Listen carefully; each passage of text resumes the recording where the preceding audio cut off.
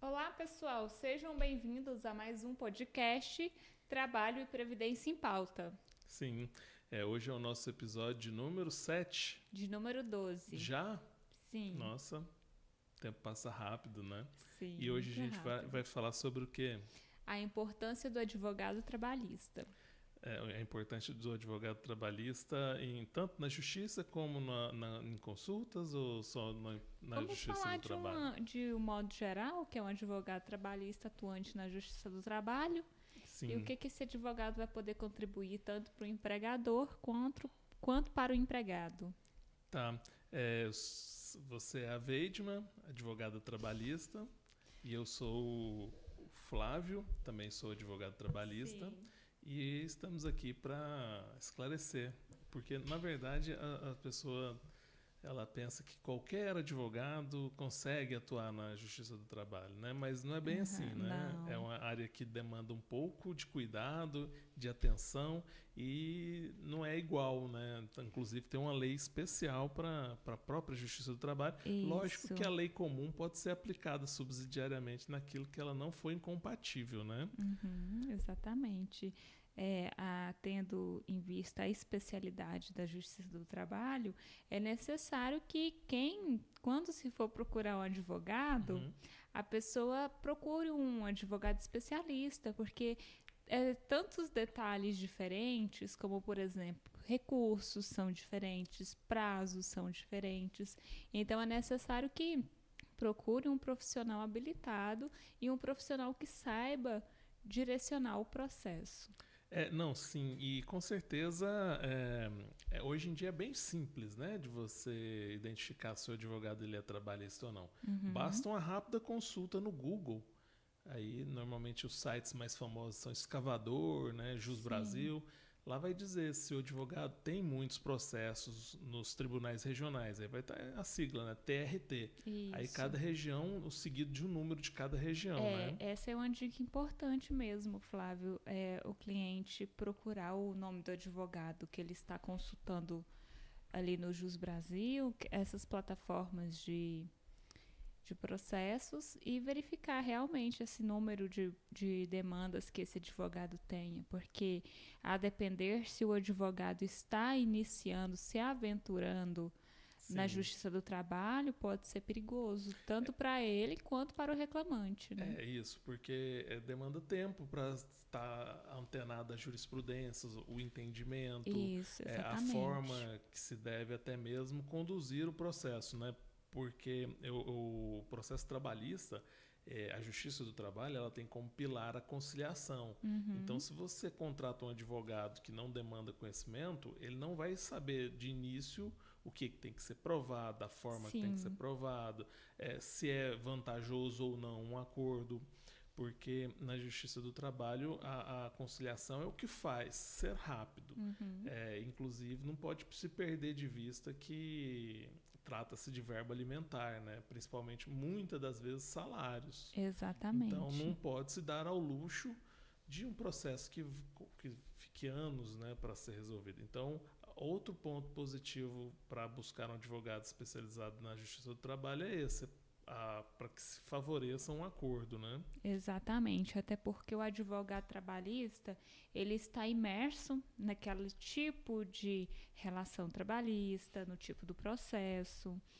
Sim, E sem falar também que o advogado trabalhista, atuante só no direito do trabalho, ele vai ter mais diligência quanto aos prazos que são menores, ele vai ter mais diligência, como você acabou de dizer, numa composição melhor. sim. E ele tem que saber, né? Porque o advogado é quem vai atuar como o mediador de conflitos.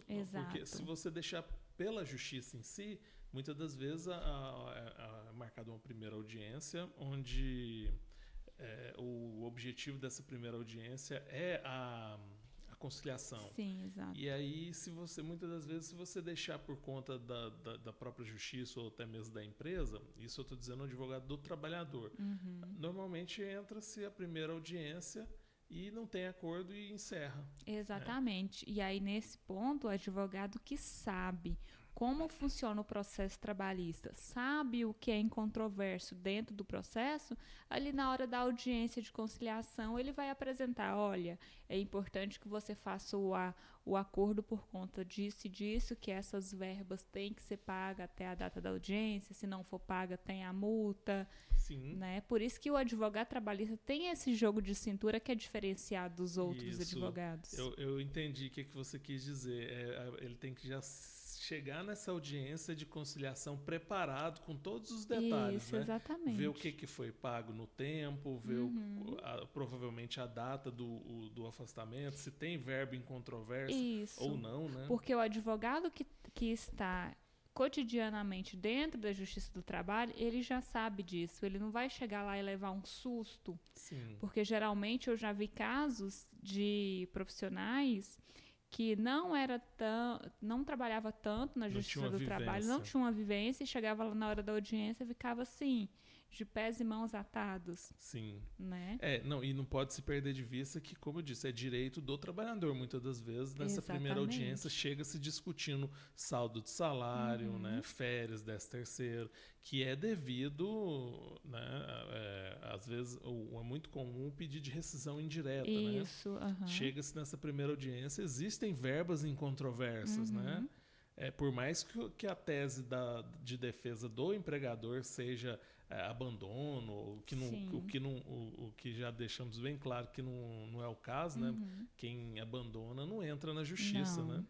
Então, de qualquer forma, se inicia um processo havendo uma ou outra verba, na maioria das vezes, né? Uma verba incontroversa. E aí, você pode falar algum exemplo de algum processo assim que vem na sua memória de verbo incontroversa, assim? Então, geralmente quando a pessoa entra com a rescisão indireta e não teve o acerto, né, o pagamento do acerto, o saldo de salário, na justiça, quando chega no dia da audiência, tem aquelas verbas que são de fato devidas. Por exemplo, o funcionário cumpriu o aviso, não recebeu. Sim, por exemplo, aí ele tem que, na audiência inicial, comprovar o pagamento. Exatamente, né? Não comprovando esse pagamento tem uma multa. Certo. Né? Aí uma estratégia boa para se fazer um acordo em casos de rescisão indireta seria verificar a data do afastamento. Por exemplo, lá com certeza vai estar ou na defesa ou na inicial o último dia trabalhado, ou cartão de ponto.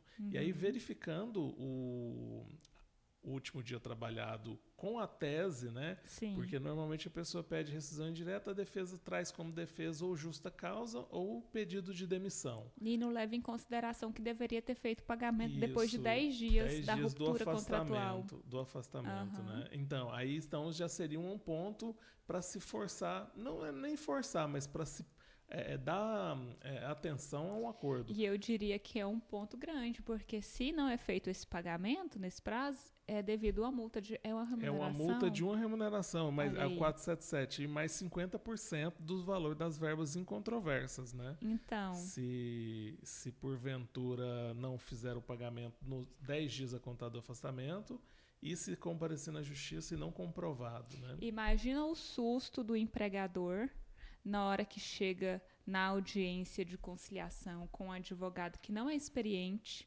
e o advogado experiente do reclamante vira e fala dessas verbas incontroversas e dessa multa.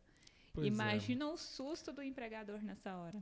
Por isso que é bom se contratar alguém que está sempre antenado nas questões, principalmente na legislação, né? Porque muitas das vezes o que atrapalha o acordo também é a proposta indecorosa, vamos dizer assim. O empregado ele tem um valor X, mesmo em caso de rescisão indireta, por exemplo, mesmo perdendo, ele já tem aquele valor. Mesmo se ficar configurado o pedido de demissão, ele vai ter aquela saldo de salário. Tenta diminuir ainda o valor, aí atrapalha mesmo o acordo. É engraçado. Né? Mas em relação à importância de contratar um advogado, é basicamente porque o processo trabalhista é mais técnico, né, vamos dizer Exatamente. assim. Né? Principalmente no que diz a respeito a ônus da prova, né? Porque tem coisas que por mais que pareça ser diferente, que é a empresa que deveria provar, mas é o empregado. Por exemplo, assédio moral,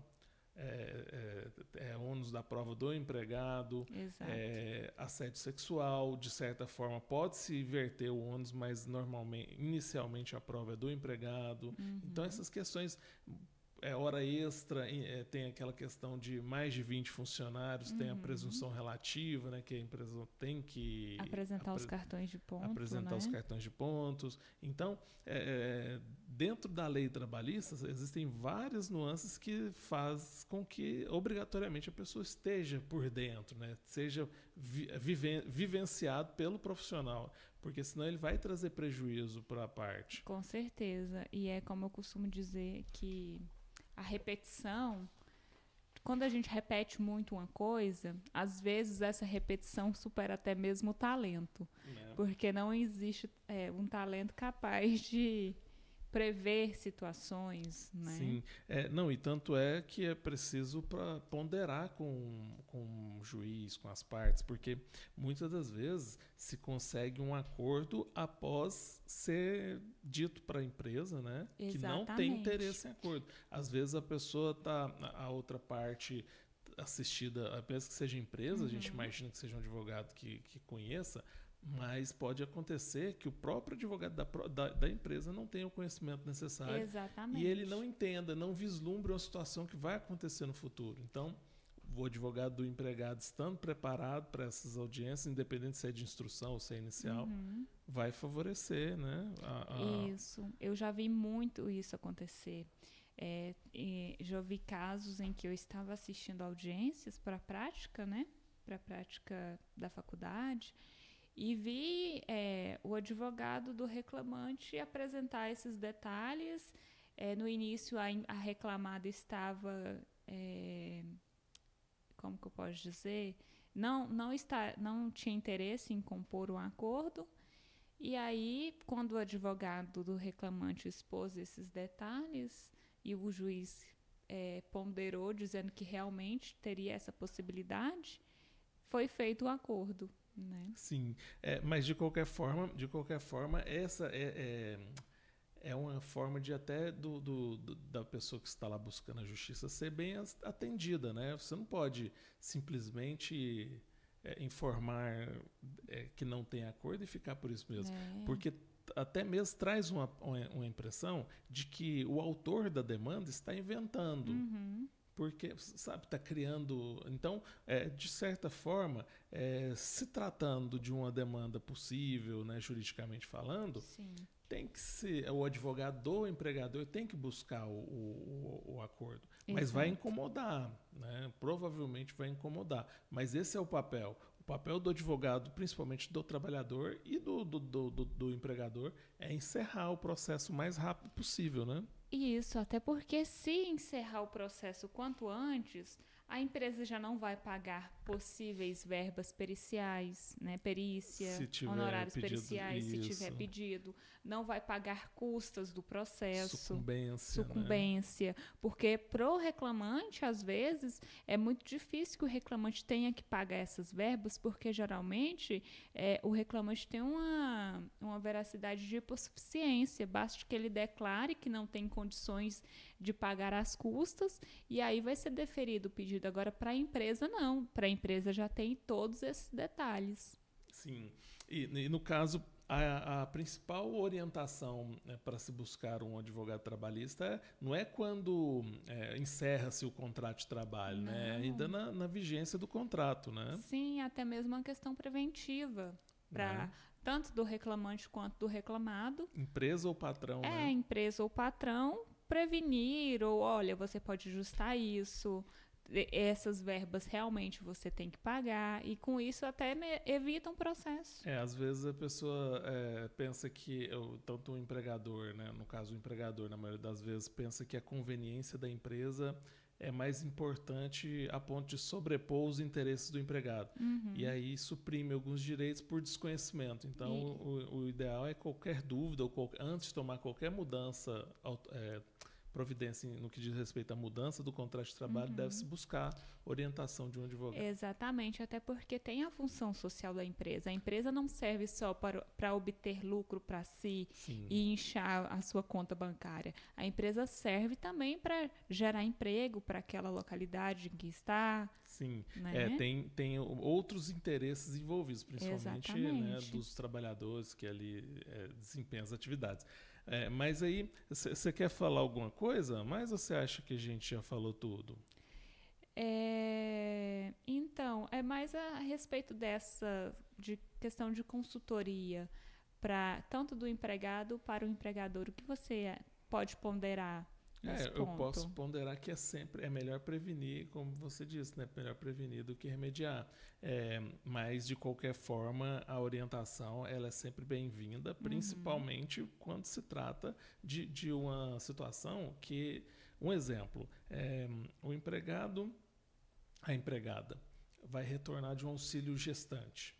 Aí ela tem direito aos intervalos especiais para amamentação. Sim. Se o empregador, muitas das vezes não é incomum, o empregador, por conveniência da empresa, reduzir o início e reduzir o final daquela jornada. Isso é um problema para a empresa. A empresa pode vir a ser prejudicada por isso, né? Porque ela está fazendo a conveniência dela, e não o que o legislador disse, que era o convívio com a criança e a amamentação. Exatamente. E o que seria sugerido nesse caso? Que os intervalos fossem no curso da jornada, no meio da jornada. No meio da jornada. Então, poderia não poderia ser no intervalo intra-jornada?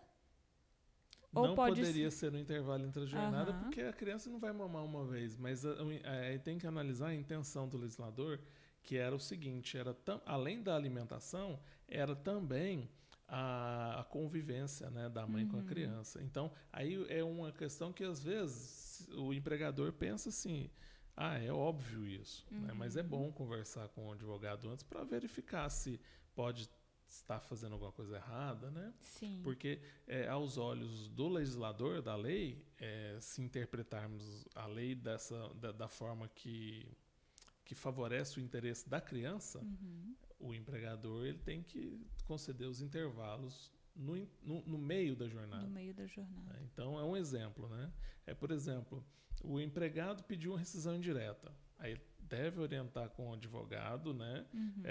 Principalmente para saber o que deve ser pago. Porque muitas das vezes o que eles pensam? Se eu aceitar um acordo, vai abrir precedente, vamos dizer assim, para outros empregados. Não é bem assim. Ele pode usar essa oportunidade para corrigir, né? O que está errado de fato, para que isso não se repita. Sim, isso, exatamente. Né? E minimizando o prejuízo. Exatamente. Né? Eu vi um caso desse há pouco tempo, de reconhecimento de vínculo.